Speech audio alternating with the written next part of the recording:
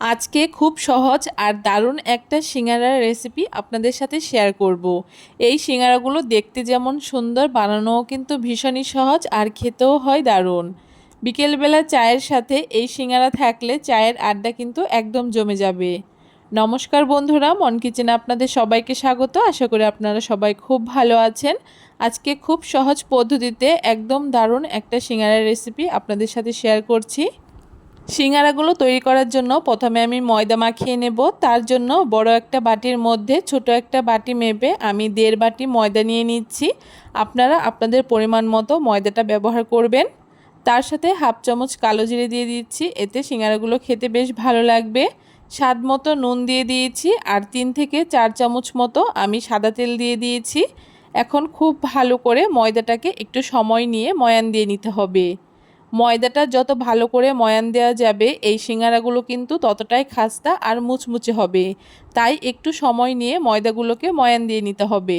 ময়দাটা মাখাতে মাখাতে যখন দেখবেন ঠিক এরকম দলা পাকিয়ে আসছে আর হাতের মধ্যে মুঠো করলে খুব সুন্দর একটা মুঠো তৈরি হচ্ছে আর হালকা করে চাপ দিলে ভেঙে যাচ্ছে, তখন বুঝতে পারবেন ময়দাটা খুব সুন্দর করে ময়ান দেওয়া হয়ে গেছে। এখন এখানে অল্প অল্প করে নর্মাল জল দিয়ে একটা ডো তৈরি করে নেব। এই ডোটা কিন্তু একটু শক্ত করেই তৈরি করতে হবে, খুব বেশি নরম করলে কিন্তু এই সিঙ্গারাগুলো ভালো হবে না। তাই একবারে অনেকটা জল না দিয়ে অল্প অল্প করে জল দিয়ে এই ডোটাকে মাখিয়ে নিতে হবে। দেখতেই পারছেন ডোটা কিন্তু বেশ অনেকটাই শক্ত হয়েছে। ঠিক এরকম শক্ত করেই এই ডোটাকে তৈরি করে নিতে হবে। দেখুন ময়দার ডোটা খুব ভালো করে আমার মাখিয়ে নেওয়া হয়ে গেছে। এখন এভাবে করে ঢাকা দিয়ে 10 মিনিট রেস্টে রেখে দেব। ময়দাটাকে মাখিয়ে নেওয়ার পরে এখন এখানে আমি সিঙ্গারার পুরটাকে রেডি করব। তার জন্য উনানে একটা কড়াই বসিয়ে দিয়ে 4 থেকে 5 চামচ মতো সর্ষের তেল দিয়ে দিয়েছি। আপনারা কিন্তু চাইলে সাদা তেলও ব্যবহার করতে পারেন। এখন এখানে 2 মুঠো বাদাম দিয়ে বাদামগুলোকে লাল লাল করে ভেজে নেব। এইখানে আপনারা বাদামের পরিমাণটা আরেকটু কম করেও ব্যবহার করতে পারেন। যেহেতু আমরা বাদামটা খেতে একটু বেশি ভালোবাসি, তাই বাদামটা একটু বেশি পরিমাণেই ব্যবহার করেছি। দেখুন বাদামগুলো লাল লাল করে ভেজে নেওয়া হয়ে গেছে। এখন বাদামগুলোকে তুলে নিচ্ছি। এখন ওই তেলের মধ্যেই আমি ফোড়নে 5 ফোড়ন দিয়ে দিচ্ছি। 5 ফোড়নটাকে হালকা করে একটু লালচে করে ভেজে নিয়েছি। এখন এইখানে আগে থেকেই অল্প একটু আদা আর একটা কাঁচা লঙ্কা থেতো করে রেখেছিলাম, সেই থেতো করে রাখা আদা কাঁচা লঙ্কাটাকে দিয়ে মিডিয়াম আঁচে একটু লাল লাল করে আদা কাঁচা লঙ্কাটাকে ভেজে নিয়েছি। আর এই সময় কিন্তু উনানের আঁচটাকে মিডিয়ামেই রাখতে হবে।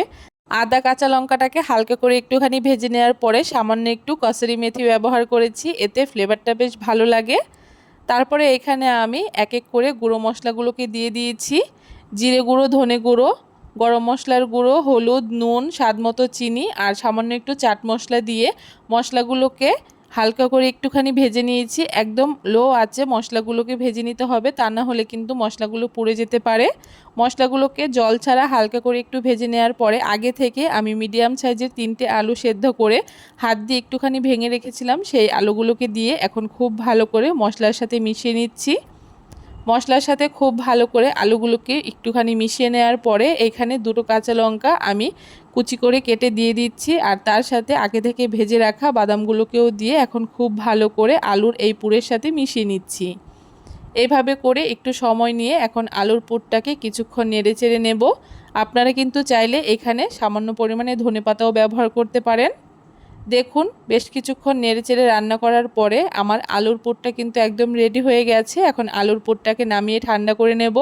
আর এইদিকে যে ময়দাটা আমি মাখিয়ে রেখেছিলাম, ময়দাটা কিন্তু খুব সুন্দর একদম সফট হয়ে গেছে। এখন এই ময়দাটা থেকে আমি একটুখানি ছোট ছোট করে লেচি কেটে নিচ্ছি। আপনারা যদি সিঙ্গারাগুলোকে একটু বড় সাইজের করে তৈরি করতে চান, সেক্ষেত্রে কিন্তু লেচিগুলোকেও একটু বড় বড় করে তৈরি করে নেবেন।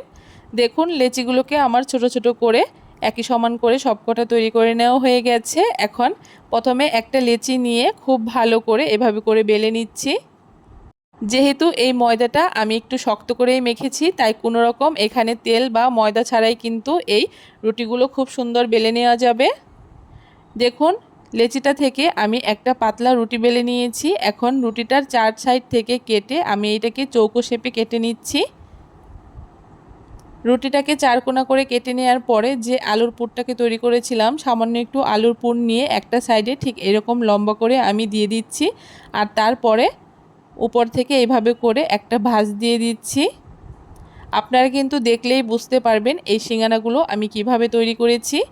এখন একটা ছুরির সাহায্যে সামনের দিকটা ঠিক এরকম করে লম্বা লম্বা করে কেটে নিচ্ছি।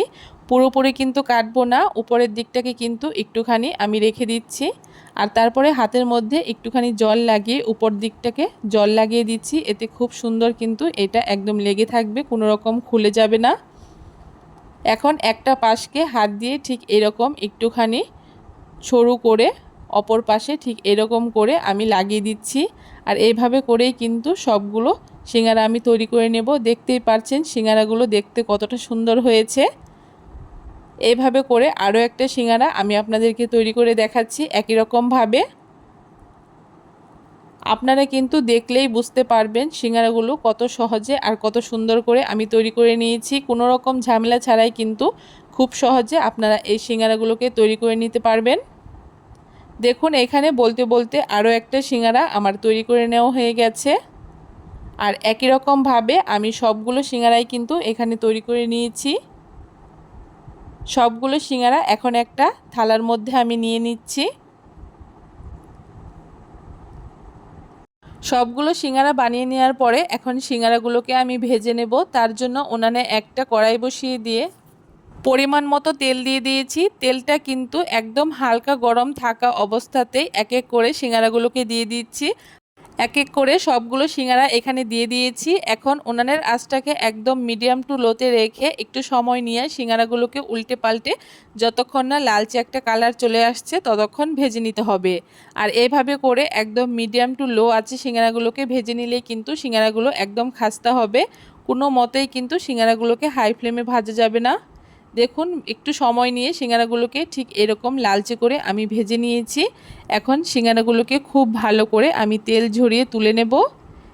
আর একই রকমভাবে বাকি সিঙ্গারাগুলোকেও কিন্তু আমি একই রকমভাবে লালচে করে ভেজে নেব। দেখতেই পাচ্ছেন সিঙ্গারাগুলো দেখতে কতটা সুন্দর আর খাস্তা হয়েছে।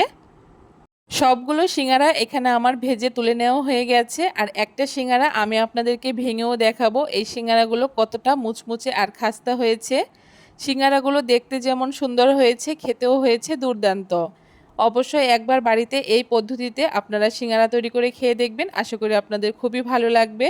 হঠাৎ করে বাড়িতে অতিথি চলে আসলে খুব সহজে কিন্তু এই সিঙ্গারাটা আপনারা তৈরি করে পরিবেশন করতে পারবেন। কেমন লাগলো আজকে খুব সহজে একদম নতুন ধরনের এই সিঙ্গারার রেসিপি অবশ্যই কমেন্ট করে জানাতে কিন্তু ভুলবেন না। ভিডিওটা ভালো লাগলে সবার সাথে শেয়ার করে চ্যানেলটাকে সাবস্ক্রাইব করে দেবেন।